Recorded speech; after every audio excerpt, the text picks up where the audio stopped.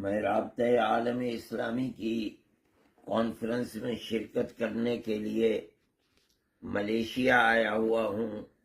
مجھے یہاں آ کر پتہ چلا کہ ہندوستان میں راجستھان کے شہر ادے پور میں ایک واقعہ پیش آیا۔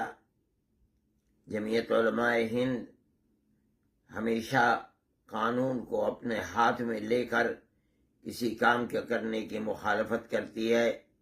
ہم اس واقعے کی بھی مذمت کرتے ہیں اور یہ سمجھتے ہیں کہ یہ اسلام کی تعلیمات کے خلاف ہے، اور ایسا عمل کرنا ملک کے اندر امن و امان کو تہوبالا کرنے والا ہے۔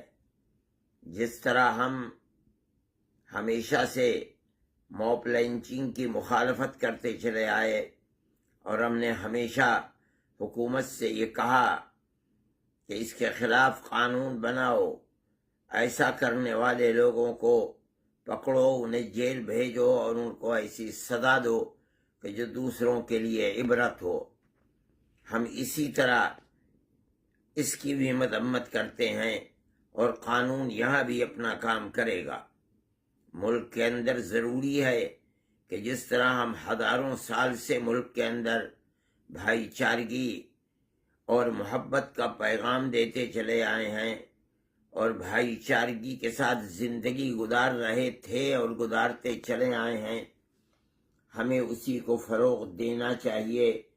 ملک کی سلامتی اسی کے اندر ہے، گورنمنٹ کو وہی کام کرنے چاہیے۔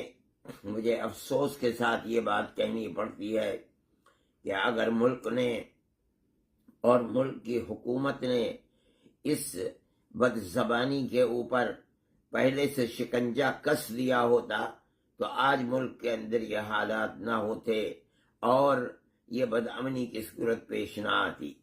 میں پھر آخر میں مسلمانوں سے جمعیت علماء ہند کی طرف سے، جو ان کی اپنی جماعت ہے اور 100 سال سے زیادہ پرانی جماعت ہے، میں یہ اپیل کرتا ہوں کہ خدا کے لیے ملک کے امن و امان اور سالمیت کو اپنے سامنے رکھیں اور کوئی ایسا کام نہ کریں کہ جو کام ہندوستان کی تاریخ کے خلاف ہو، اور صبر و تحمل کا مظاہرہ کریں۔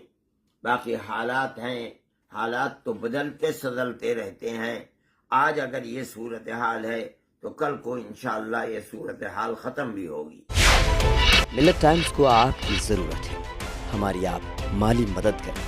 ہر مہینے صرف 100 روپے اور 1 سال کے لیے 1 سال صرف 1000 روپے۔ رقم بھیجنے کے لیے یہاں دیے گئے فون پے، گوگل پے اور پے ٹی ایم نمبر کا استعمال کر سکتے ہیں۔